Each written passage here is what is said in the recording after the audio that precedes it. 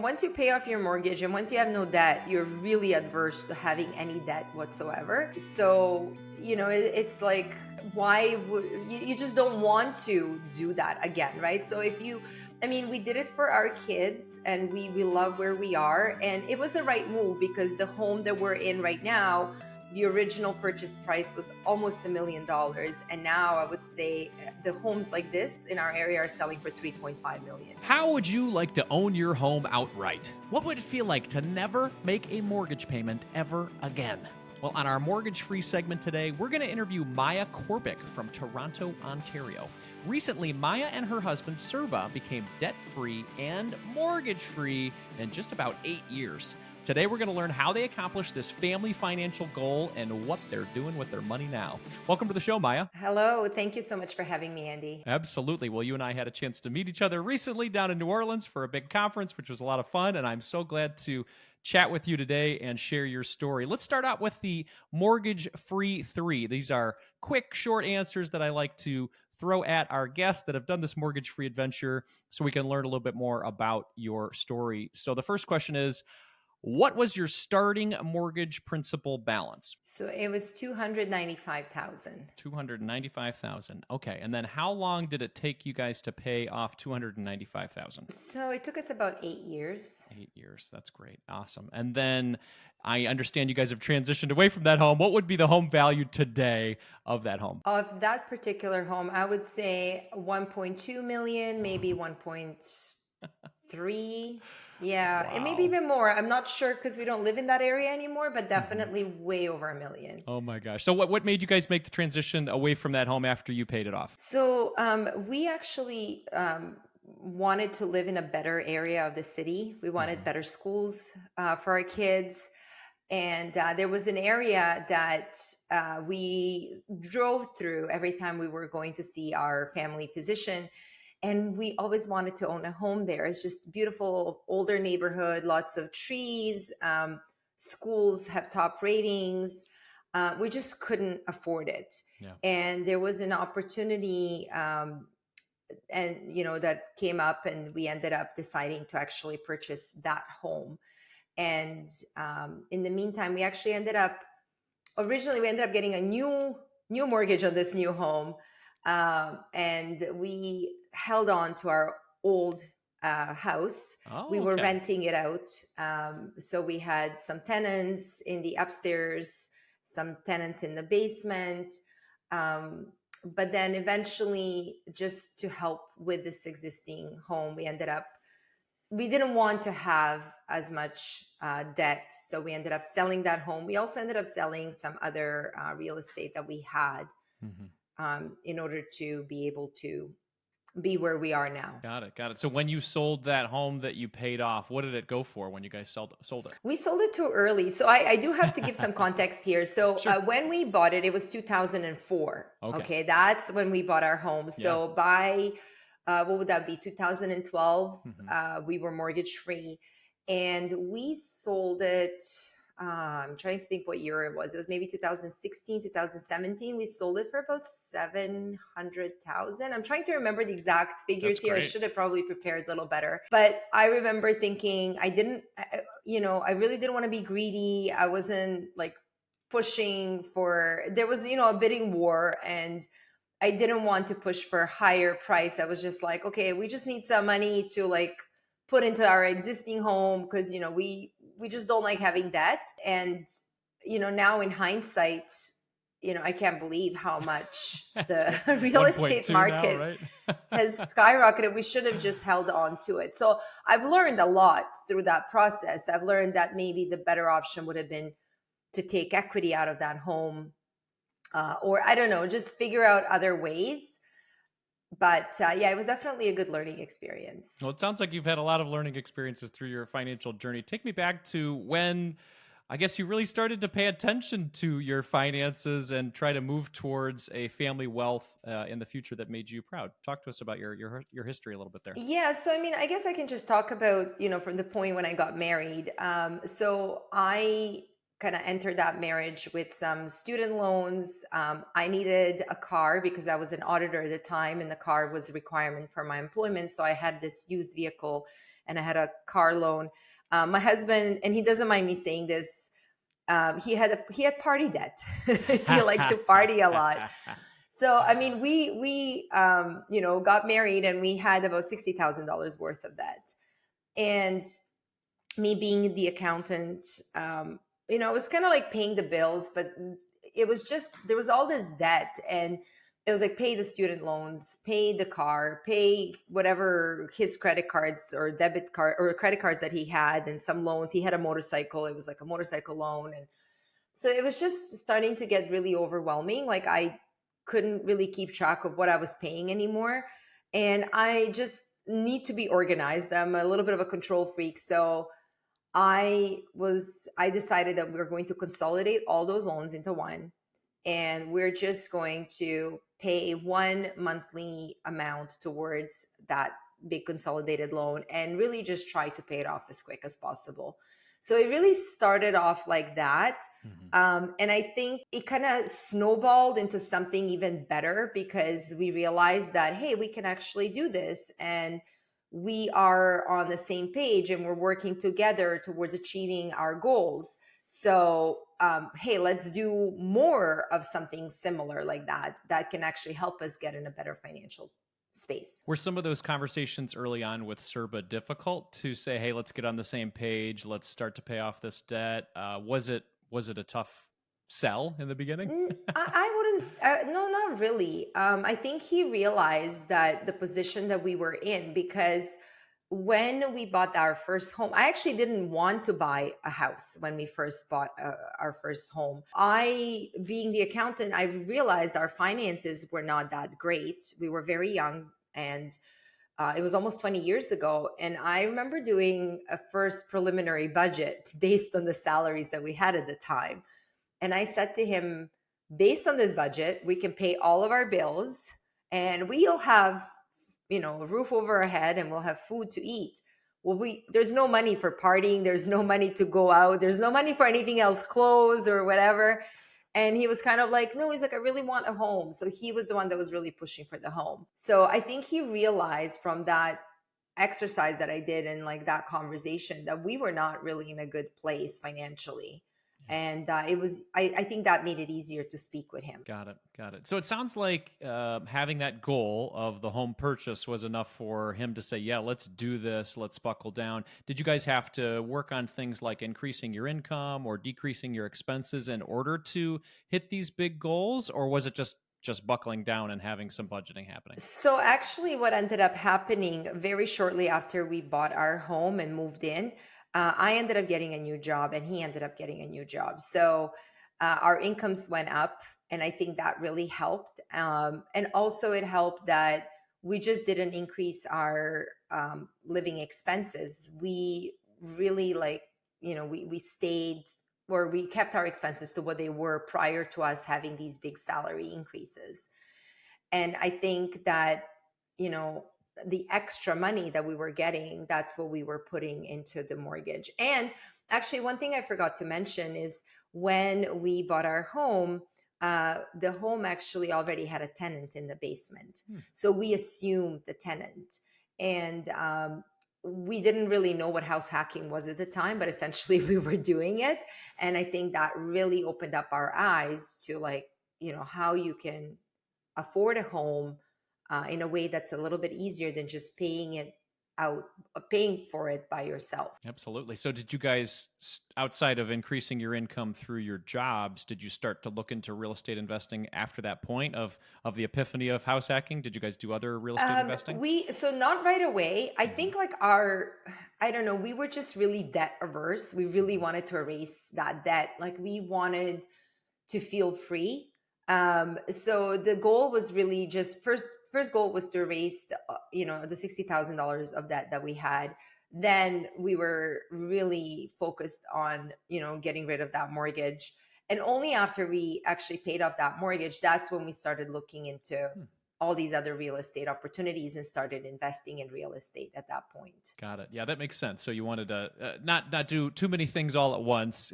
Kind of line them up. As you said, you're an analytical person, so lining them up in a row and then knocking them down, right? Yeah, but I think it's also about risk. I mean, I do know that there are a lot of people out there, they will buy one property and then they will take out a home equity line of credit on it and then buy another one.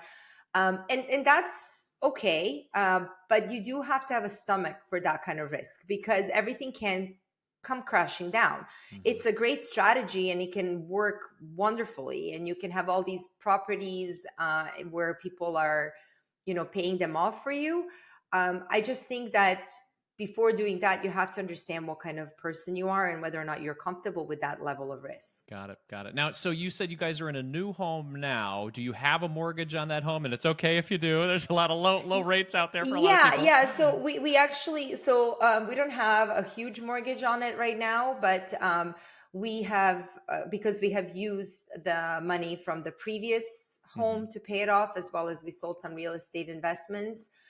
So yeah, so this home here does have a small mortgage on Got it. it. Yeah, I mean, I think about that. Nicole and I paid our mortgage off maybe 5 or 6 years ago, and if we were to move or buy another house, I don't think I would feel averse to getting a mortgage as well. But probably like you, I would take all those proceeds and make it a smaller payment at least, so that it's more palatable for our lives. So would that was that factored into your Oh, plans? yeah, 100%. That's exactly what it was. I think, once you pay off your mortgage and once you have no debt, you're really adverse to having any debt whatsoever. So, it's like, why would you just don't want to do that again, right? So Yeah. if you, I mean, we did it for our kids and we love where we are, and it was the right move because the home that we're in right now, the original purchase price was almost $1 million, and now I would say the homes like this in our area are selling for 3.5 million. Wow, that's incredible. So it's, yes. So I think, and the property size, I mean, the land value and Hmm. everything, and where we're located is definitely worth it. And I know that a lot of times people say, well, your primary home is not shouldn't be considered as part of your net worth. I do tend to disagree with that because I don't plan on living here forever. Like my plan or our plan is really when the kids are, go off to university or college, is to sell this place, downsize, and invest the money into perhaps more real estate or the stock market. So this is not our forever home, but it is a beautiful home. We love being here. We love our neighbors. We love the community, love the schools. Like, it was one of those things that when we had these discussions, it was like, okay, we either do it now or we don't do it because Yeah. the kids are young enough now, and I don't need a home this size, and I don't need this when the kids leave. So it was just the timing of it, right? Yeah, it sounds like you mentioned your kids. How old are your kids today? Today they're 16 and 14. 16 and 14. So they've seen a big part of your journey, going from debt free to mortgage free to buying a new house to planning for the future, rental properties. Have they been learning alongside you? I know you like to talk about money, especially with your family. So talk to us about that. Yeah, so money is definitely not taboo in our house. I love talking to them about money. I think it's really important to talk to them about money. They don't really remember much of the previous home. We talk about it. They, especially my older son, remembers a little bit. My daughter doesn't. She was 4, I think, when we left, but they do know, they understand our journey, and I frequently like to talk about why we did what we did. I don't think that there's one right way of doing things. This is just something that worked for us, and in hindsight I feel like we have made the right decisions. And it's not just about for us, for example, and every family is different, but for us, it's not just about money and how much money we can possibly accumulate or have our net worth. It's also about the quality of life and the quality of life of our children. So, yes, maybe our net worth would have been higher if we did different things with this money, instead of, like, bought this other house. But I feel like the quality of life over the last 10 years has been amazing. And the people that I've met in my neighborhood, the networking, these are people similar to us. They are go-getters, they're A-type personalities. These are driven people who want to succeed and they want their kids to succeed. So those are the people I want to be surrounded with. And I feel like that has paid dividends. So that's something that you can't put monetary value on. Absolutely. Now, I want to ask you a question. I know that you said you have a background from another country. You guys worked very, very hard to get where you are today. There's something that I've heard, and I'm not sure if it's true or not, but it's called the third generation challenge. Have you heard of this? Where, one generation works very, very hard to accumulate that wealth, but then as the generations continue, there's not as much drive. There's not as much A-type personality to continue that drive. Is that something that you are concerned about with your children? And if so, how are you, I guess, letting them own some responsibility as they get older as teens? Oh, I'm definitely concerned about it. We have those conversations quite often. I Okay. mean, I live in Canada, and it's like the United States. We get a lot of immigrants, especially in Toronto. We have a lot of immigrants, and my kids are in high school now, and my son was saying that, and I don't know how accurate this percentage is, but when they were doing introductions this year in September, when the school started, he said, "Oh, I think about 60% of some of my classes are all new immigrants, Hmm. people that have come to Canada in the last 2 or 3 years." And so I remember I was 15 years old when I came to Canada, and my family lost everything in the war. We came with 2 suitcases and $50, had nothing. And so I couldn't rely on my parents to provide me with anything. So it was literally, I was hustling all the time, and I knew that it was up to me to make it. And so I feel like with my own children, and I don't fault them for that, and I really try to be careful how I voice what I say, because I don't want to make them feel guilty. I mean, they are born into our family. You don't pick what family you're going to get born into, right? Um, but they have so much. We give them so much of what, for example, we didn't have. But at the same time, it's also tough because I have to think about what I should choose not to give them, because sometimes I want them to just fight for things or work hard for things. And I tell them all the time that, you know they may think, and they're really good kids. They're such good kids. They get good grades, they are good in sports, they're really trying their hardest. But when I talk to them, sometimes they don't understand how come there are other kids. Like, it seems like these other kids, especially in, like, we're talking grade 11 now. These kids are getting ready to go off to college, and there are some kids I don't even know if they sleep.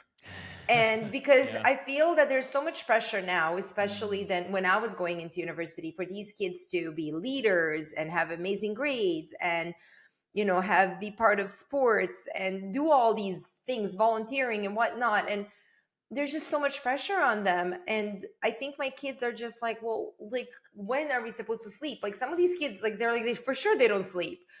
And so I tell them all the time, I'm like, those are the immigrant kids. Those are the kids that know that they have to do this themselves, because they've got no one to fall back on. Yeah, I hear you, and it's a tough line to ride as a parent too, especially knowing the work that it takes to get there. So you want to provide them with the blessings of that hard work, but then you also want to make them too soft where they're not going to work for it themselves, right? Yeah, and they understand, I mean, they were born here, and they have some friends who were born here. And I feel like, sometimes we have these conversations, and they're finally starting to see, I guess, what I was talking about, that some kids who are born here are getting soft or growing up soft, and you can't have that. One thing, actually, I'm a part of a parent council at their school, and we had this conversation, because I don't know how it is in the US, but nowadays, like, a lot of teachers, there's no hard deadlines. You have to submit this assignment by whatever date. It's more like, oh, please submit your assignment. And if you don't, I will remind you again in 2 days. And if you don't, I will remind you again. And if you don't, I'm going to call your parents. And it's like, what is this? How are we preparing our kids for the world out there? Because when they work for a business or organization, they're not going to do that. So they're not going to be ready. They will be expecting the similar kind of treatment, and they're not going to get it. So I constantly talk to my kids about that, because the immigrant kids are the ones submitting assignments on time. And my kids are too, but they see some of their friends who are born here, just being like, oh, it's okay, and it's all about, I guess, habits that I'm trying to, raise them to have. Yeah. Well, let's talk about those habits and that knowledge and that independence that you're looking to instill in them, because I think you and I are maybe agreeing that just handing them a bunch of money and saying, "Good luck," you're going to do just fine out there now that we've gained all this wealth for you. Good luck. It's the opposite of that. You're trying to impart habits and knowledge and independence. So, talk to us about some of those lessons that you're teaching them with regard to investing or with regard to managing their own finances. Absolutely. Yeah. So when they were little, they actually used to get allowance. Now that they're older, they don't get allowance anymore. We do encourage them to make their own money. Although I will say it is really hard for them to even find time to have a part time job because they have back to back activities. So I'm trying to encourage them to find other ways of making money, to kind of have their own schedule. Um, maybe resell things on Facebook Marketplace. Uh, One summer, they were mowing lawns in the neighborhood, which was again on their own schedule in between Mhm. the activities. But one of the big habits that we teach our kids is that every time they get money, whether it's for Christmas or for their birthday, or if they earn money, to save a portion for themselves, to pay themselves first, and that money is invested. And we teach them, we show them how we have invested their money so far, and we of course talk about the importance of investing. And I really hope that eventually the money that they have invested is used for something good, like maybe for them to purchase their first home and house hack. We'll see. But the rest of the money that they have, we do teach them to think about how they're going to spend it, to be mindful spenders. So spending is not necessarily bad. In our family, that's kind of how we talk about it. It just has to be mindful. So if you're going to spend this money, spend it on something that means to you, something that means something to you. And you know think of the ways that you can maybe save some money on that purchase. So whether it's buying it used or looking for coupons, being a savvy shopper. So those are just some of the things that we're teaching them. Yeah. I love that. Now we talked about the high real estate values in Toronto, or generally where you live, or a lot of part of Canada and a lot of part of the U.S. as well. When you talk about investing, are there any parts of your conversations or even your thought pattern on like, wow, when my kids maybe consider buying a house in 10, 15, 20 years, it's going to be $5 million or like, do you guys plan that with regard to your investing, or is that even part of the conversation, or is it more along the lines of Roth IRAs for kids and things like that? Yeah, so I think we do talk about it, and we are considering, depending on where the kids go off to college, we are considering and maybe purchasing something in real estate. Having, like, these are just conversations. I have no idea exactly what's going to happen, Sure. but we are considering purchasing something and having the kids live there while they're in university, and perhaps renting out other rooms to other students, having the child manage that rental, Hmm. collect the rent, make sure things are taken care of. Maybe, just maybe, eventually we would gift that to the child, but provided that they have done the work, in terms of collecting the rent and doing all the necessary activities. That's one thing. But I do think it's really tough here where I am.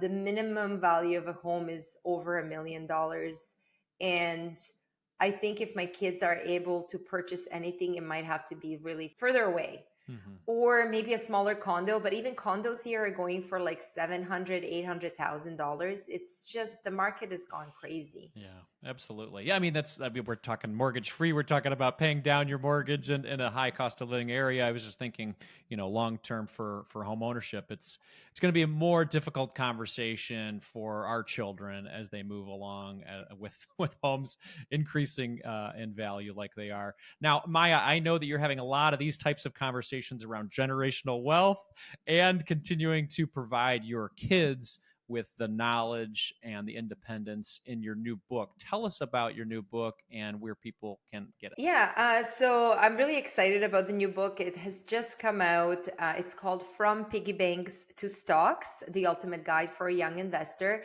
And this book actually focuses on stock market investing. But what this book really is basically, like, think of it as a like one of those dummy series books that breaks down the basics of investing in a fun, easy to understand way. The language is very easy to understand. It's kind of age appropriate for like a 10-year-old or a 12-year-old. It's got lots of pictures, and parts of the books are part of the book is kind of like a workbook as well. And when I was testing it, actually, I had families go through it. So some of the parents were the ones telling me, this is fantastic because I finally understand the stock market and the basics of investing, because nobody ever explained it to them. They didn't learn it in school. They didn't learn it from their family, from their parents.